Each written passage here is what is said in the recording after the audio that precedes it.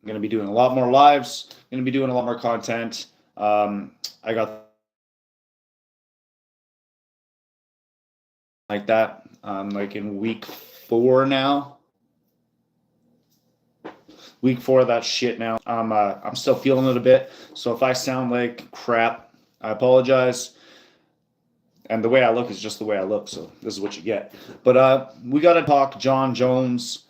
I was trying to schedule this live so I could put a title on it and everything like that. But I'm not worried about the views I'm going to get on this because my channel is pretty small in the first place. My channel has been dormant. It has been very much on a hiatus. Like I said, I was sick for almost a month there. I had some physical burnout, a little bit of mental burnout, some mental health issues. So if you're going through it, you're not by yourself. And yeah, no, let's get into this. I had to react to this. I had to do a video to this. I've wanted to do a video for days. This has been going on for almost a week now. This back and forth between Jon Jones and Dana White. It's a beautiful thing. We love it here. Apparently there were some negotiations between Jon, some very minor, minuscule negotiations between Jon and someone in the UFC. Dana White wasn't too interested, apparently. But apparently there were some minor negotiations going on behind the scenes. We're not surprised, right? Like the UFC's been talking to everyone, so they say. Although the actual White House card is telling us that they really didn't talk to many people at all, like at all. But right now, I just want to talk about the whole Jon Jones situation. I've taken a bunch of notes here. I'm going to go through most of what I caught. Let me know in the comments. Let me know in the chat if I missed anything. But the facts, as we know them, Jon Jones was offered $30 million to fight Tom Aspinall. In that whole giant steaming dumpster fire of a situation where Jon Jones was stringing everybody along, mocking us on his social media, stringing us along, just laughing at us. Maybe you don't remember that. I remember that. Fuck you, Jon. But anyways, he was offered a large amount of money to fight Tom, and everybody wanted to see that fight. So the UFC was talking to him about the White House card. And that, as everyone's already learned and is well aware, most of you should be at this point, the UFC is definitely on a budget for this fight, for that card. Oh yeah. Oh, damn. They be on a budget. Clearly. The facts are already out there. They wanted Topuria versus Makhachev. And so did we. We wanted Islam versus Topuria as well. Did we not? Yeah, we did. We wanted that shit. But we didn't get it. And now Topuria's manager has come out, and this is what the fighters need to be doing as well. Is they don't need to go to battle with the UFC. They don't need to start a beef with the UFC about whatever happened with their contract or how much money they're offered. But if they come out after and they start saying, this is what I was offered, and then they never even called me back after that, this stuff needs to become public knowledge. Hello, everybody. This needs to become public knowledge so that the UFC can now become held accountable. Like, they've already done this massive legal settlement for, what was it, $350 million? Am I wrong there? It was a lot of money. And like, we can already estimate that the way that they're handling business right now, they're probably going to be looking at like, what, a $1 billion settlement coming up in the next couple of years? What do you guys think? Yeah, we should have got that fight. That's the thing. We could have got that fight. But Dana White's had the big blonde guy's balls in his mouth for the last few months here, and he spent so much money building that, or he's expecting to spend so much money now building that stadium at the White House that he's not going to have a lot of money to pay the fighters. There's never a lot of money to pay the fighters, right? So I'm getting a little worked up here, but it's hothead MMA, baby. So Jon Jones said that he came down from his original price for this White House event. That's where I went on that tangent from. Jon Jones came down from his original price. And from there, the UFC came back to him with another low ball. Hello, everybody. So Jon Jones was trying to be respectable. He was trying to get that fight. He wanted to be at the White House. Trump did send him his that big gold coin after all, or gold, but the president's coin, whatever it was. I'm not a political guy. Try not to be. But I thought the fact that, Jon Jones had a bit of a relationship with the big guy, I thought that he was probably going to be on that card. I'm not going to lie about it. So he did go down from his price. They lowballed him, and that was the end of that. And then at the 326 post-fight presser, as everybody knows, Dana White does what Dana White does. And usually I don't love it. I'm not crazy about everything that Dana White does. I've said that in other videos on my channel. But every once in a while, I love me some Dana White. And I love it. Because Jon Jones left us hanging out to dry last year. Like, we all know that. I felt betrayed by Jon Jones. Heavily. He was just flaunting his legacy around whatever was left of it at that point, though, right? I lost interest a long time ago. And I've been a fan for a long time. But Jon Jones, as far as I was concerned, could kick rocks, and I still feel that way. So when Dana White came back and he said there's absolutely no chance in hell that Jon Jones was ever going to be on the White House card, I love that shit. I loved it. Oh, yeah, Alex Pereira is heavyweight. He's been walking around at like 247 pounds for a while now. I think that was the weight. It was somewhere around there. And yeah, that's going to be an interesting fight for sure. The Cyril Gane-Pereira fight. Initially, I wasn't too excited about it, but I'm getting really stoked for that fight just because I don't really know what to expect. I expect that Gane's going to get put down once again, but I'm excited for that fight too. But yeah, at the 326 post-fight presser there, he said never ever in a million years was talks for the White House. And he proceeded to list off all the reasons in the past and all the problems that we had last year with him. He briefly touched base on it, like that whole negotiation with Aspinall and Jones was a gigantic steaming pile of shit, if nothing else. Yeah, he touched base on how you can't rely on Jon Jones. He's got the arthritis issue now. And I think he could have pushed through the arthritis. I think most people do.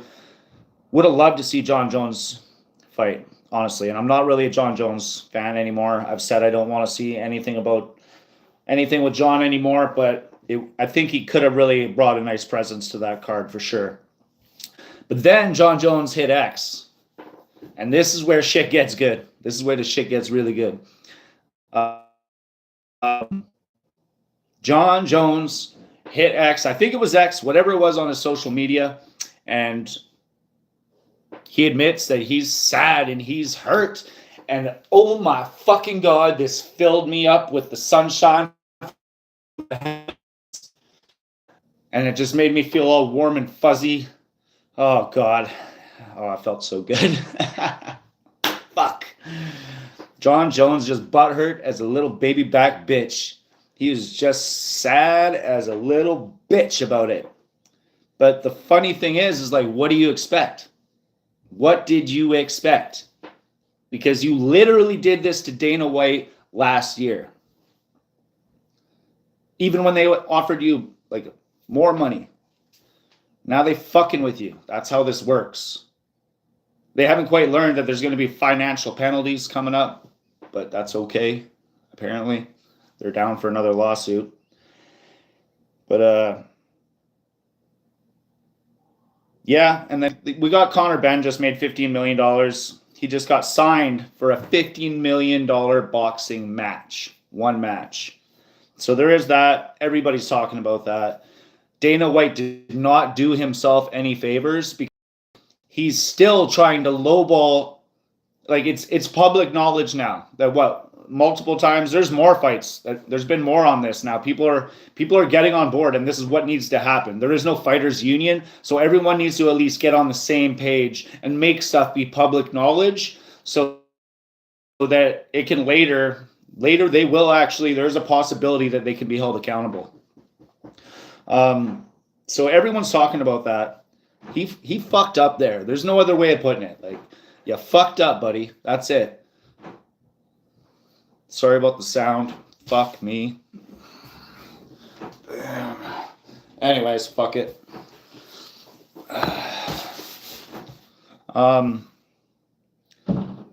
When he paid that $15 million, he seriously fucked up. Apparently, Jon Jones got stem cell treatment. So he was, it looks like he was ready to push through whatever issues he was having. I mean, who wouldn't want to fight at the White House? Joe Rogan, here's something for you guys. Joe Rogan fucking brought something up on a podcast, on an interview, where he was talking about how it's not really the best idea to have so many people congregating at one place, which is at the White House in the United States, while the world is at war. Why are we doing that? Now, I don't want to get into it too much. I don't need flags on the video and everything like that. But he's brought up a very good point. He says maybe everything will be sorted out by June with all these wars, because now the U.S. is planning a new thing. I don't want to get into this too much, but that's a good fucking point. That's a good fucking point. Seriously, and I didn't even think about that. Like, not so much the UFC guys, but if you think that this isn't going to be a huge gathering of celebrities and big names of the world, even there's of a fucking like that kind of threat. Initially, they talked about having all the security snipers up and everything like that, and I'm like, yeah, they're gonna have that shit buttoned down, but there's some organized shit out there now. That's a fucking scary thought. So moving past that, that caught my attention, because I was like, damn, Joe Rogan hit something there.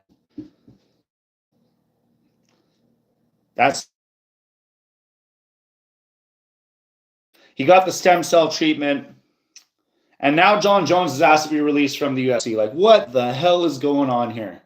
What the hell is going on here? Seriously. He's retired.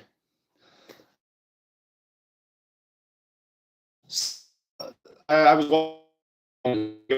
he was saying he's still got 2 fights left on his, or no, sorry, he's only fought 2 of an 8-fight contract. So he's still got 6 fights left that he's got to do. So the chances of the UFC releasing him are very slim. I mean, they've done it in the past for a couple of fighters, but it's rare. But at the same time, you never know. Dana White can just literally just be like, yeah, sure, whatever. He can literally just, in the spur of a moment, he can just make a decision and be like, whatever, done. So we'll see whether or not Jon Jones gets released from the UFC. I doubt it, but it is possible, because you never know what the fuck's going to happen in the UFC at this point. You really don't. Like, we don't know. Sometimes Dana White, I think, just gets tired of the bullshit, and he's like, whatever. You know what I mean? So we'll see if that happens or not. But he did have a good point.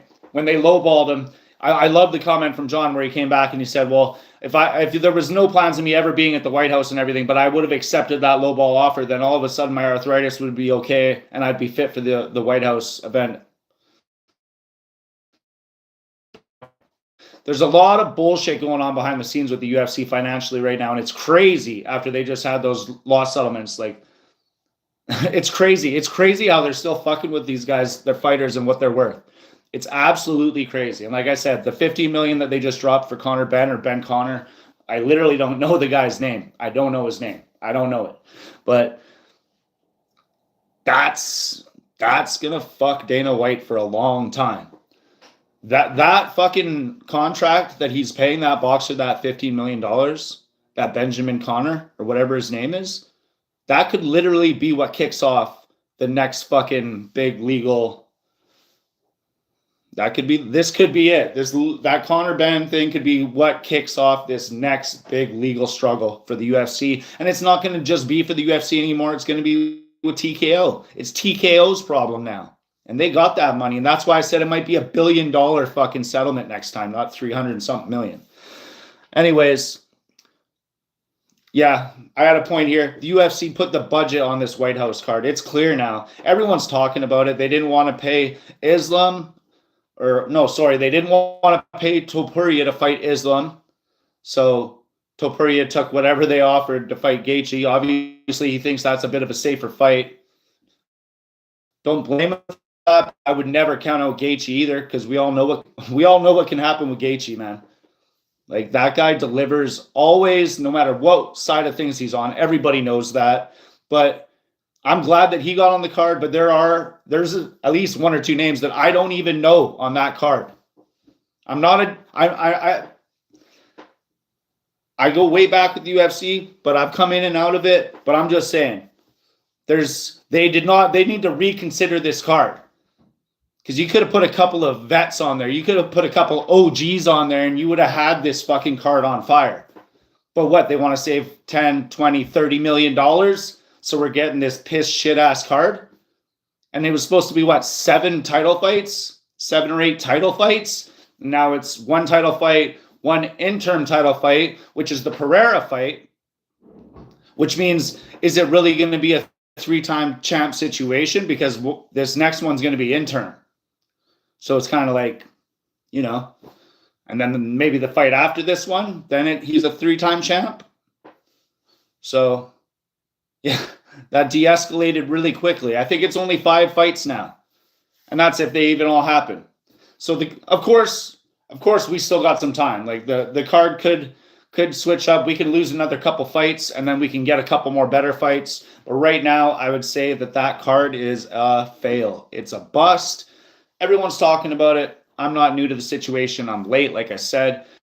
But yeah, this is a serious situation. And O'Malley, don't even get me started. He's been trash. And he also gave away his championship belt to what was his fucking name? Oh fuck, I can't remember his name now. One of those what's his name? Steve? One of those influencers. He gave his fucking championship belt away, and from what I've heard news, the fighters, if they lose the belt or anything happens to it, there's so many jewels in it, it's worth so much money that they're held accountable and have to give that money back. But having said that, we all know that Sean O'Malley always has Dana White's balls right in his mouth, or there's no way he would have got the opportunity. Like, we've wondered about Dana White for a while, and Sean O'Malley, he fits that. I'm just saying, why the fuck is he on the card, right? So Sean O'Malley shouldn't be there. Alex Pereira, I'm liking that fight. It's not what we wanted at all. Are you telling me we would have got Jon Jones versus Pereira? Oh my God. They had a really good card set up for us, and everything fell apart. And now they don't want to spend the money. So I think, what else do I got here? The budget cap, Sean O'Malley. Yeah, I've already talked about how the next settlement is going to be crazy. And yeah, so the fighter pay situation is crazy at this point. The Conor Ben Conor, I literally don't know his name. I'm not trying to sound like Sean O'Malley. Whoever that guy is, that $50 million contract for that one fight, it was a power play. Clearly a power play by Dana White against Eddie Hearn, right? Everyone knows this. And those things happen, but this one's going to cost Dana White some money for sure. And then just that, I'm stuttering. I can't believe it. To do that fucking contact that boxer, and then to immediately right after treat all these UFC fighters like dog shit when it comes to pay is crazy insane. I can't believe this shit's happening. It is brutal. And I've said it, I've joked about it in other videos. They got to get Dana White out of there. They need somebody else in that position. Put somebody younger, professional, hungry. Let Dana White do the Zuffa boxing thing. Let him do the power slap thing. Let him be Gru from Minions, you know? Let him be a villain. Let him do smaller things. Because, like, please do not let him announce the fights anymore. Please do not let him announce the fights anymore. Please. Those are stale as shit. Stale. God damn it. Dude's done. He's been over the UFC for a long time. Let Dana run Zuffa. I think Zuffa boxing will become very big. It's got the money behind it. It's got the machine behind it. It's got TKO behind it. It's happening, whether everybody likes it or not. But I do not think that Dana White is the right man, even like as the face of the UFC or anything. They're saying he's not really involved in contracts and negotiations, but most of us know better that I'm sure he is. Although he's testified under oath in court that he doesn't understand, you know, different apps and stuff. He's not involved in messaging people. He has nothing to do with that. Unless if he's paying $15 million to a boxer that nobody knows. I wonder if he even offered Jon Jones $15 million. I bet you it was less. Just as like a fuck you to Jon. I bet you it was like $10 million. It's brutal. It's brutal. All right, I appreciate you guys. There's going to be more content coming from the channel. More shorts, more videos, more lives. I'm working 7 days this week, so if you want to help me out, click some buttons. I appreciate all of you guys. Hope you're good. Have a good rest of your day. I'm fucking out of here.